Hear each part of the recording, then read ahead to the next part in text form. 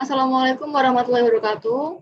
Kami dari kelompok 8 kelas D2233 dengan anggota yang pertama ada Irham Ahmad Soduwo, Lydia Marta, Salsa Madinah Tuzara, Reza Ferencia, dan saya sendiri Tufa akan membahas tentang problematika pelayanan unit gawat darurat di rumah sakit. Pokok bahasan yang akan kami bahas yang pertama ada permasalahan yang ada di UGD, kemudian penyebab masalahnya, cara penyelesaian masalah, pelaksanaan penyelesaian masalah, menilai hasil penyelesaian, dan saran tindak lanjut. Permasalahan yang akan kami bahas, yang pertama ada kekurangan tenaga kesehatan untuk melayani pasien gawat darurat di rumah sakit. Dan yang kedua, petugas UGD yang kurang cakap atas keadaan pasien yang darurat. Baik, di sini saya akan membahas tentang permasalahan yang ada di UGD, yaitu kekurangan tenaga kesehatan untuk melayani pasien gawat darurat di rumah sakit. Penyebab masalahnya yaitu akreditasi rumah sakit yang belum maksimal, membuat kebutuhan dan jumlah tenaga kesehatan menjadi sedikit.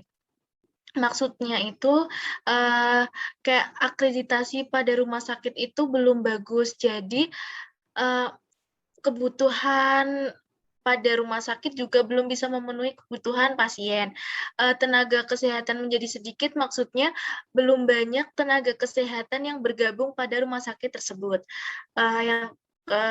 Setelah itu, cara penyelesaiannya, kita dengan meningkatkan mutu pelayanan, mengatur pembagian tenaga medis di rumah sakit, yaitu dengan meningkatkan cara pelayanan, cara memaksimalkan kebutuhan yang ada yang dibutuhkan oleh pasien, mengatur pembagian tenaga medis di rumah sakit, yaitu dengan cara kita membagi masing-masing tenaga medis itu untuk setiap pasien. Ya, selanjutnya pelaksanaan penyelesaian masalah, yaitu dengan membuat info lowongan tenaga kesehatan sesuai posisi yang dibutuhkan, bisa dilakukan dengan penyebaran pamflet atau di media sosial. Lalu melakukan pemerataan sumber daya tenaga medis di rumah sakit. Selanjutnya ada menilai hasil penyelesaian dengan meningkatkan mutu pelayanan dari rumah sakit itu sendiri, akan mencetak tenaga medis yang berkualitas yang kemudian akan membantu peningkatan kualitas rumah sakit atau akreditasi rumah sakit itu sendiri.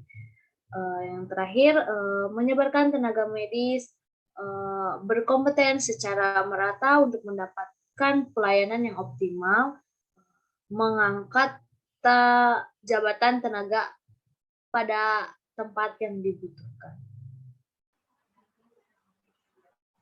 Permasalahan yang kedua yaitu petugas UGD yang kurang cakap atas keadaan pasien yang darurat. Penyebabnya mungkin bisa salah satunya adalah kurangnya kesadaran dari pemberi pelayanan dalam menangani keadaan pasien atau yang biasa disebut dengan human error. Jadi mungkin itu istilahnya kayak petugasnya tuh kurang kesadaran, mungkin hati nuraninya mungkin belum tergerak untuk menolong, atau mungkin mereka merasakan lelah, atau karena memang akreditasi di rumah sakit itu sendiri yang membuat petugasnya jadi kayak malas-malasan gitu. Terus mungkin cara penyelesaiannya bisa dengan meningkatkan pengetahuan dan pemahaman petugas pemberi pelayanan terhadap kondisi tertentu yang ada di UGD. Terima kasih. Selanjutnya yaitu pelaksanaan penyelesaian masalah dengan cara melakukan evaluasi secara rutin. Evaluasi dapat dilaksanakan dalam jangka waktu 1 bulan sekali atau 2 minggu sekali untuk mengevaluasi kinerja dari para tenaga medis tersebut. Selanjutnya memperbaiki komunikasi sesama tim. Selanjutnya adalah menilai hasil penyelesaian. Dengan adanya pengetahuan dan tanggung jawab tenaga medis itu sendiri, membuat pelayanan di UGD menjadi lebih berkualitas dan tidak terjadi human error. Saran dan tindak lanjut dapat memberikan lembar kuesioner kepada pengunjung atau pasien sebagai tolak ukur pelayanan di UGD, seperti tingkat kepuasan pelayanan yang dilakukan oleh petugas kepada pasien maupun ke pengunjung. Selanjutnya adalah pihak internal rumah sakit dapat melakukan evaluasi untuk meningkatkan kualitas mutu dan pelayanan rumah sakit.